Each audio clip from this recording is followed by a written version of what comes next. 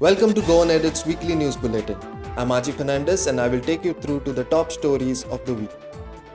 Goa government has imposed a state-level curfew for 15 days in the state starting today till May 24th. The decision came soon after Goa reported a surge in COVID cases in the past few weeks.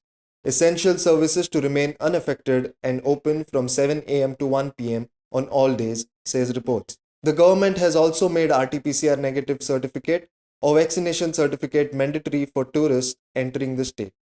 Governor of Goa, Bhagat Singh Koshari, virtually administered the oath of office to Lokayukta Justice retired Ambadas Joshi at Raj Bhavan, Donapal on Friday.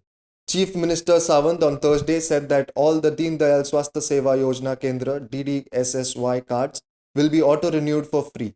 He further stated that 80% of the COVID treatment in private hospitals will be covered under this scheme.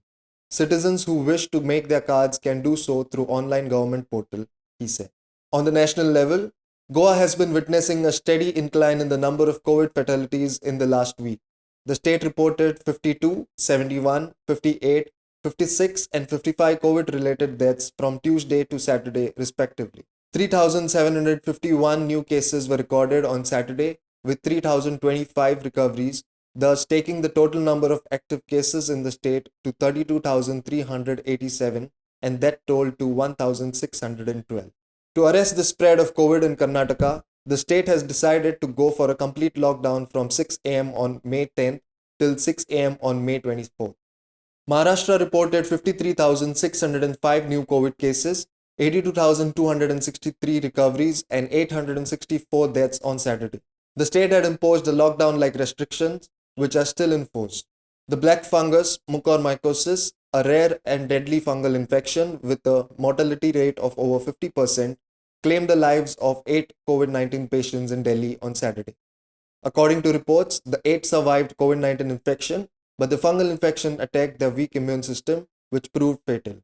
A new variant of the virus has been found in Andhra Pradesh, which is 15 times more infectious according to the reports.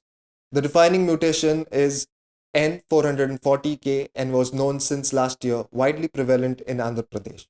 The third-time West Bengal Chief Minister Mamata Banerjee has said that the Election Commission needs immediate reforms. BJP is not ready to accept the public mandate, she further added.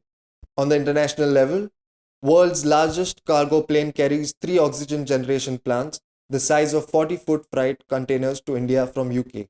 They expected to reach India today, Sunday, May 9th, and the Indian Red Cross Society will transfer them to the hospitals.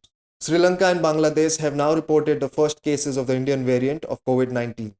Bangladesh reported 6 infected people who had traveled to India recently, while Sri Lanka reported its first case of the Indian variant with a similar travel history. That's all we have for this week. Stay tuned and follow our social media handles to know more about this ongoing pandemic and a lot more.